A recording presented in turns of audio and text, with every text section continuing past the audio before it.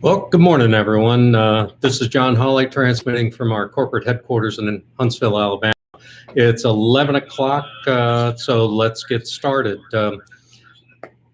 Thanks for taking the time to listen in this morning.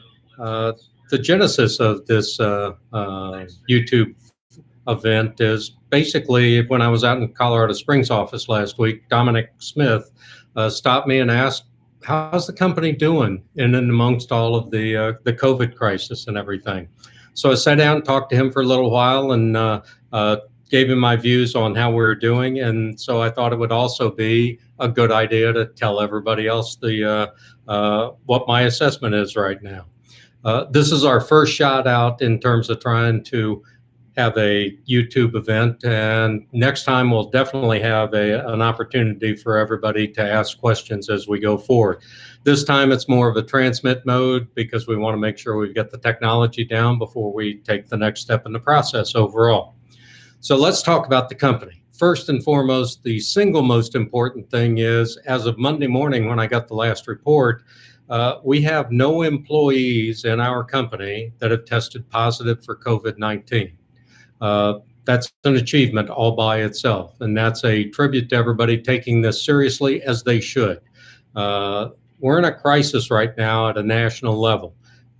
Basic things that every one of us can do in terms of personal hygiene, social distancing, are making a difference. And I think it reflects itself in terms of the fact nobody's tested positive from an employee standpoint right now. But just because we've achieved that particular mark doesn't mean we can let up. We need to be smart going forward. We need to maintain and follow the rules and guidelines of social distancing and personal hygiene every step of the way. Let's talk a little bit about the company for a second or two. The company's doing well, and we are stable. We've had to adjust, and thankfully our customers have adjusted also.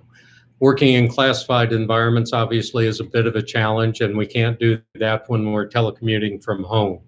But our customers have been pretty flexible across the board. Our growth, though, we set some pretty ambitious growth goals for this year. We have not been able to achieve those yet, and I emphasize yet. Like we've had to slow down a little bit to accommodate this crisis, our customers have also slowed down a little bit, but there's some good news in and amongst all of that from a sustainment standpoint, as well as from a growth standpoint that I think will be able to accommodate a little bit later this year. Fundamentally, we've inserted a delay in how we're growing the business overall. But the company's also done a number of things that I think are important for you to be aware of. We have had some employees lose coverage. We would normally lay those employees off in terms of normal business practices, but these are not normal times. As a result, what we've done is transfer those employees who lost coverage over to our overhead accounts. That affects our profitability overall, but it was the right thing to do. We've got those folks working on projects that will benefit the company, but it's a different strategy than we would have pursued in normal times, but it was the right thing for us to do to take care of our employees overall. We've actually added a few employees during the crisis also. We added those employees because we had made them job offers prior to the COVID crisis lockdown occurring. We honored those commitments that we made to those employees. Turning them off at the last minute in the midst of a lockdown was not the right thing to do, so we brought those employees on, and I'm still convinced we made the right decisions at that point in time. As I think most everybody knows, we shut down the corporate headquarters because our landlord asked us to shut down the building overall, because in corporate headquarters in the same building, we had a number of other tenants too that we were not in a position to be able to control. We reopened corporate headquarters this Monday, and I think that's working out pretty well overall. We are following the protocols set forth by CDC, wearing masks when we're closer than 6 feet to everybody, using our hand sanitizers routinely. And I think we've shipped hand sanitizers out to a lot of our employees, and we've also made masks available to a lot of our employees, as many of our customers are requiring us to be in a position where when they report back into the facility, whether it's the Midioc in Colorado Springs or down at Tyndall Air Force Base or here in Huntsville, we're having to comply with our customers' desires and guidance overall to make sure that we're doing the right thing. So we've tried to provide the tools and the hand sanitizer and things like that necessary to continue to work. From a corporate's perspective, let's talk a little bit about growth. In the near term, you'll see a press release coming out. Please don't run out and tell everybody that we just got an additional task order increase, but our Maxis program has been awarded a contract. We've signed the task order for phase 2 of Maxis last week. And so that'll bring in a level of growth that we had anticipated being part of our growth plan this year. Several other contracts appear to be slowed down a little bit because of the natural occurrence of people trying to work from home and our customers not being at a position where we're operating at, or they're operating at 100% effectiveness overall. Speaking of which, I think we've got to learn the right lessons from this COVID crisis we've been through. As I said, our customers have allowed most of our people to telecommute from home. Corporate headquarters was shut, so we had to move the corporate headquarters staff to operating in a telecommuting environment. But we've got to learn the right lessons out of what did we do right during this period of time and what can we improve on going forward, as well as what is unique and different about this COVID crisis working environment. By unique and different, I'm really talking about, I've received a number of questions from some of our employees. Well, why don't we just go to a company that's 100% telecommuting? We never have to go into the office.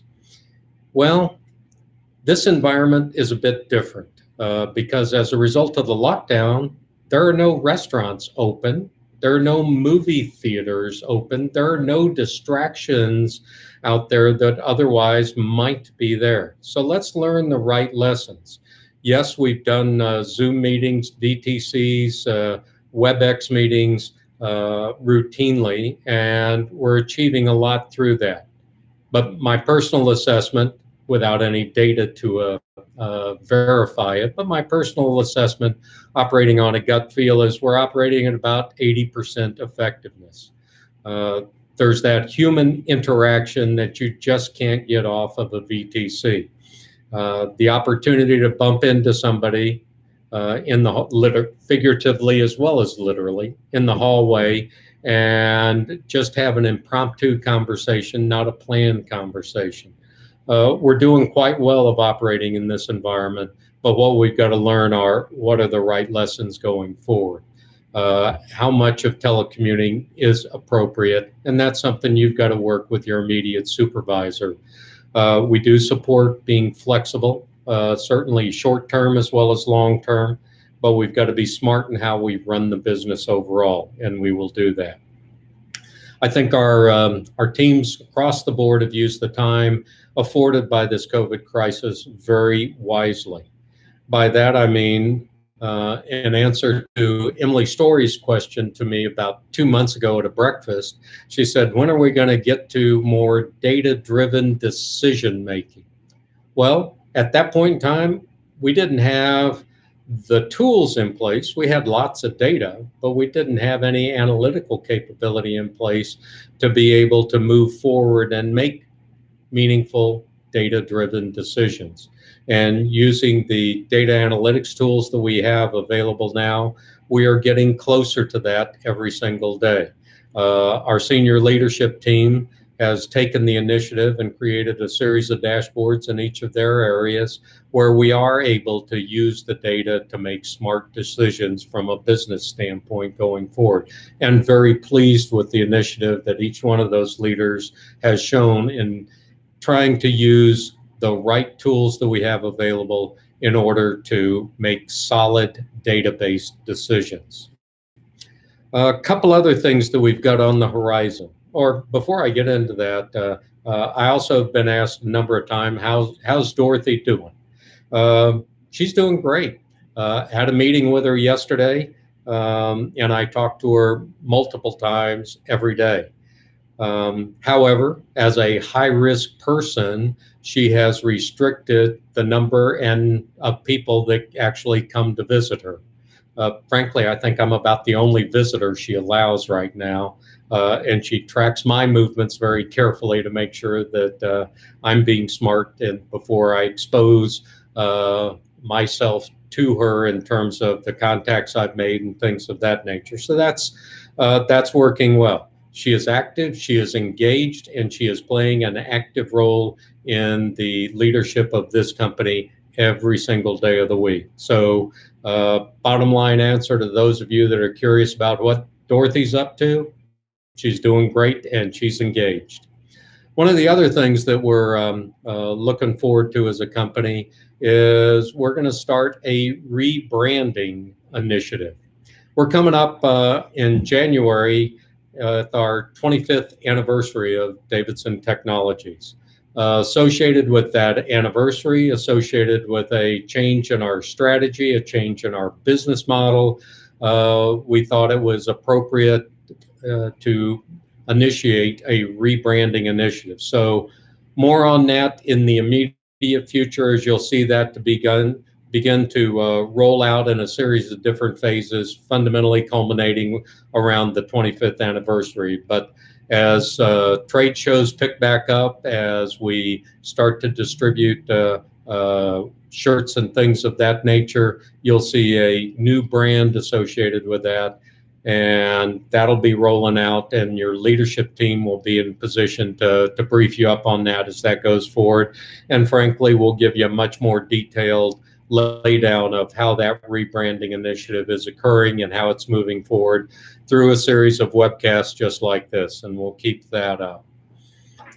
I think those were the key points I wanted to address this morning. Didn't want to keep you away from your normal job for that long, but I did think it's important that you hear what we're up to, how the company's doing, and I'll just capture it one more time. We are stable. We're growing, but not at the ambitious rate that we expected to grow this year because we've had to contend with the COVID virus lockdown. We have taken a number of different initiatives as a company to ensure that we are, in fact, taking care of our people, whether it's keeping people on board who've lost coverage, to sending out hand sanitizers to folks so that they've got it available. I recognize clearly that's in short supply today, and if we've got something that we can give out to our employees, I want to take the step forward and do that. So overall, we're making progress. We're surviving through the COVID crisis. More than surviving, though, we remain a viable business, and we will remain a viable business going forward. So I'd like to thank each and every one of you that's tuned into this and say thanks for taking the time to listen to me. Also, but more importantly, thanks for the work that you're doing and the seriousness and professionalism that you have exhibited during this lockdown period. You have kept our company growing and going. You have kept us safe and kept yourselves safe. And so I really appreciate the manner in which you've acted in a very responsible way for the company overall. If you've got comments on the content or you want more information, send them to our corporate comms folks, and they'll get them to me, and I'll get you answers back as rapidly as possible. So in closing, thanks for what you're doing, and thanks for your time today.